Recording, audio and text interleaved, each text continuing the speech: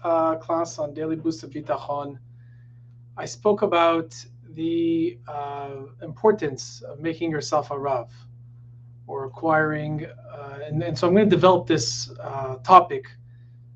Very good close friend and neighbor of mine asked me to, what does this mean and how do you do this? So it starts off by there's a pasuk in Perkei Avot that talks about, it goes like this. In the Perkei Avot, the ethics of our fathers, make for yourself a Rav, which is a rabbi, a great teacher, buy yourself a friend, and judge every person favorably. The way to do this is to build yourself an honest relationship with either a rabbi or a friend. And, this is not as simple as just going on Facebook, clicking and making friends. It goes above that. It's beyond that. And the important thing is to make sure to understand the difference between each of these different things. They're very different. To make for yourself a friend, to make means that there's no mind in what you're doing. You're just purely going for the action. You're doing, you're taking the step. It's like when we were, at Mount Sinai. In Mount Sinai, we just said, "Naseh v'nishma." I'm going to do, and I'm going to listen. I'm first going to do. So there's a lot of things that we do every day that we don't understand, but we just do them because it's part of Hashem's will. If, we feel weak and, we don't have so much motivation to do things, one of the main causes and reasons is because we don't have a Rav, we don't have a rabbi to guide us. That's why it's important to have this rabbi behind you.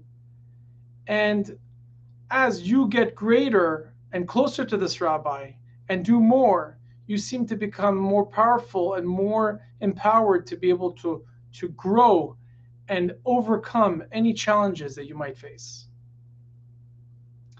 There's the second concept, which talks about buying yourself a friend. What does it mean to buy yourself a friend? When you buy something, generally, it's because you've already let go of something else. You buy yourself a car, you let go of your old car. You buy yourself some clothing, you're going to let go of some old clothing. It's a replenishment, it's a renewal. So this concept of buying, you want to achieve yourself a friend that you can feel equal with. You want to, it's almost like a partnership. Having a friend is not just having a buddy to have a drink with or hang out on weekends or whatever, or go biking. I mean, it's great. You definitely want to do those things, but you want to feel like your friend is like you give each other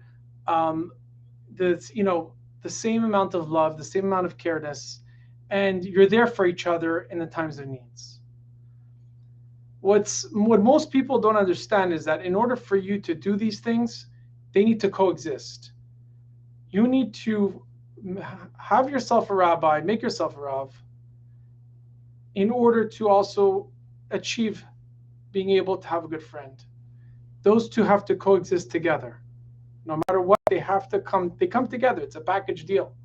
So don't try to shortcome or do one of the two. You need both of them in your life. Also, now as we develop the judging, where it says, judge every person favorably, personally, I don't like any judging at all. I don't feel we have the right or the ability to judge anybody. Who are we to judge someone else? The only people we can judge are ourselves. However, the Torah does say, the Perkei Avot says, judge every person favorably. That means there is an option to judge a person. And so I think what the Perkei Avot is trying to say is that we have to be favorable as to how we judge, in the sense that we should always look at it in a positive light.